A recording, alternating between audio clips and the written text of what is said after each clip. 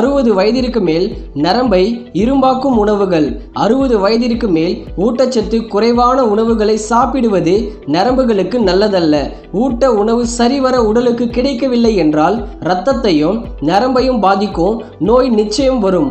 Vitamin B12 குறைவால் ஏற்படும் இந்த நோய் புற நரம்புகளில் வலுவை குறைய வைத்து ஆரம்பத்தில் பாதம், கை, கால் எரிச்சல் என தொடங்கி தள்ளாட்டம், வலுரைவு என கொடுத்துவிடும். உணவு பசிக்காக மட்டுமல்ல, அதையும் தாண்டி அர்த்தமும் உள்ளது. உடலுக்கு திறனை உருவாக்கவும் உதவும்.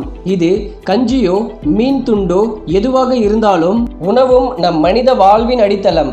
நம்ம சாதாரண நரம்பு தானே அப்படின்னு நினைப்போம். ஆனா சின்ன வலியில ஆரம்பிச்சு பின் குத்துற மாதிரி வலி மரத்து போறது, சில பேருக்கு பார்த்தீங்கன்னா முடமாக கூடிய அளவுக்கு உள்ள பிரச்சனைகள் இந்த நரம்பு வீக்னஸ்னால வரும். அப்ப இந்த நரம்பு எப்படி பாதுகாத்து கொள்றது, அதுக்கு என்ன பண்ணணும் அப்படின்னு பார்க்கலாம். அத்திப்பழத்தை நம்முடைய நரம்புகள் பலம் பெறுவதற்கு நம்ம எடுத்துக்கலாம். அத்திப்பழம் சாப்பிடுவதால் நரம்புகளுக்கு வலிமை கிடைக்குது. உடல் பலத்தை அதிகரிக்கக்கூடிய சக்தியும் அத்திப்பழத்துக்கு உண்டு. அத்திப்பழத்தை தினமும் ஒரு பழம் அல்லது 2 பழம் சாப்பிடலாம். அது ஃப்ரெஷ்ஷா இருக்கக்கூடிய அத்திப்பழமாக இருந்தாலும் சரி அல்லது உலர வைக்கப்பட்ட அத்திப்பழமாக இருந்தாலும் சரி, எப்படி நம்ம எடுத்துக்கொண்டாலுமே அத்திப்பழம் நம்முடைய நரம்புகளுக்கு வந்து புத்துணர்ச்சி கொடுத்து நரம்புகளுக்கு வந்து பலத்தை கொடுக்குது.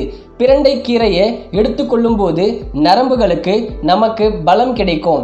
உடல் நரம்புகளை நன்கு வலுப்படுத்தக்கூடிய சக்தி, உடலை பலப்படுத்தக்கூடிய சக்தி பிரண்டை கீரைக்கு இருக்கு. பிரண்டை கீரையை உணவுகளை சேர்த்து கொள்ளும் போது உடல் பலம் பெறுவதோடு அது நரம்புகளையும் வலுப்படுத்துற காரணமாக வாரத்துல 2 தடவையாவது பிரண்டை கீரையை நம்முடைய உணவுகளை சேர்த்து கொள்ளும் போது நரம்பு தளர்ச்சி உள்ளிட்ட பலவிதமான நரம்புகள் சார்ந்த பிரச்சனைகள் வராமல் முன்னாடியே தடுக்கப்படும். ஸோ நரம்புகள் சார்ந்த பிரச்சனைகளை வந்ததுக்கு அப்புறம் குணப்படுத்தி கொள்வதை விடவும் வராம முன்னாடியே தடுக்கிறதுக்கு எல்லாம் பிரண்டை கீரையை நம்முடைய உணவுகளை சேர்த்து கொள்ளலாம். வந்ததுக்கு அப்புறம் பிரண்டை கீரையை எடுத்துக்கொள்ளும் போது அது கொஞ்சம் கொஞ்சமாக அந்த நரம்பு சார்ந்த பிரச்சனைகள் சரி பண்ணிடும். பெரியவர்களுக்கு ஏற்படக்கூடிய முக்கியமான பிரச்சனைகளில் ஒன்று ஞாபக இழப்பு ஆகும்.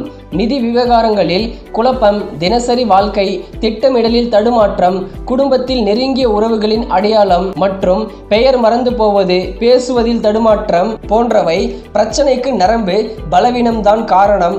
மாதுளம் பழம் நம்ம எடுத்துக்கிட்டோம் அப்படின்னா நரம்புகள் நமக்கு ஆரோக்கியமா இருக்கும்.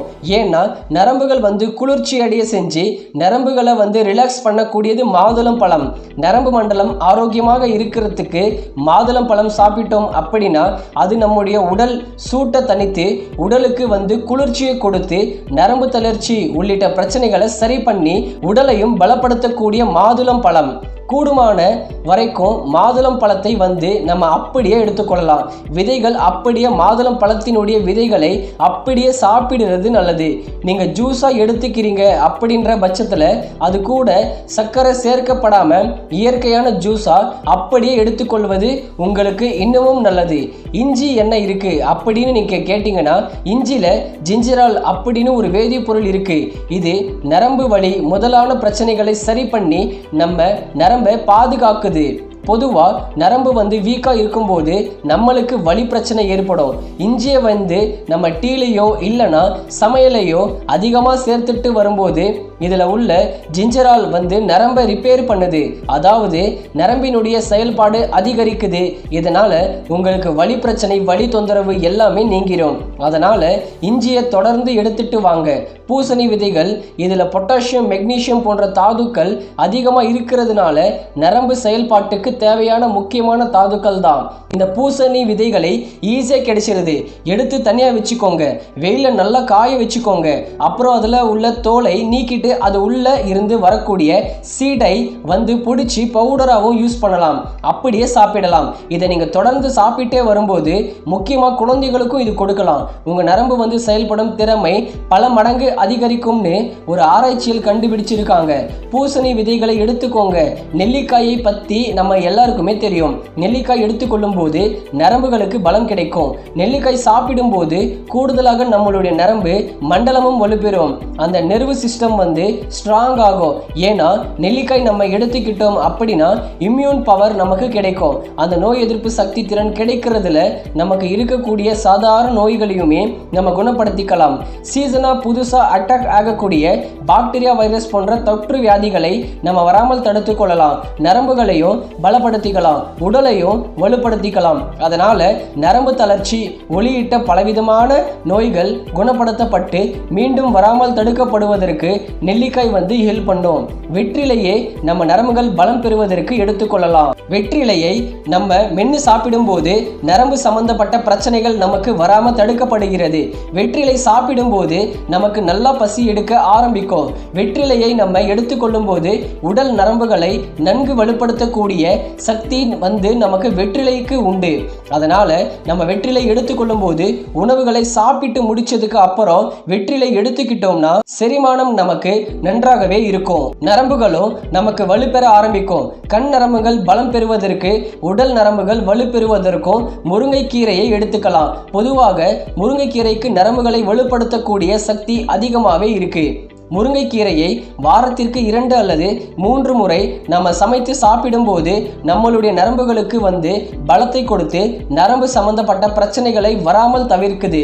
முருங்கைக்கீரை சாப்பிடும்போது கண் நரம்புகளுக்கு பலப்படுத்துவதற்கு ஹெல்ப் பண்ணும். பொன்னாங்கண்ணி கீரை, மணத்தக்காளி கீரையை பகல் உணவில் சேர்த்து கொள்வது நரம்புகளுக்கு நல்லது.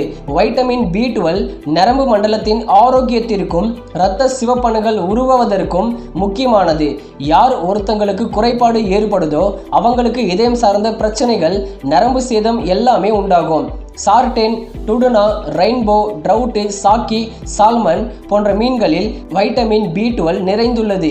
இப்போ நான் சொன்ன இந்த உணவு ரொம்ப ஈஸி தான், நம்மளை சுற்றி கிடைக்கக்கூடியது தான், விலையும் மலிவானது தான், காஸ்ட்லி கிடையாது.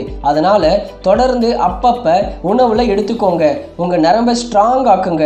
ஏன்னா நரம்பு நல்லா இருந்தாதான் மனுஷனால நிமிர்ந்து நடக்க முடியும். இப்போ உங்களுக்கு புரிஞ்சிருக்கும்னு நினைக்கிறேன். வழக்கம் போல லைக்கை தட்டி விட்டுட்டு ஃப்ரெண்ட்ஸ், ஃபேமிலி மெம்பருக்கு எல்லாம் ஷேர் பண்ணுங்க.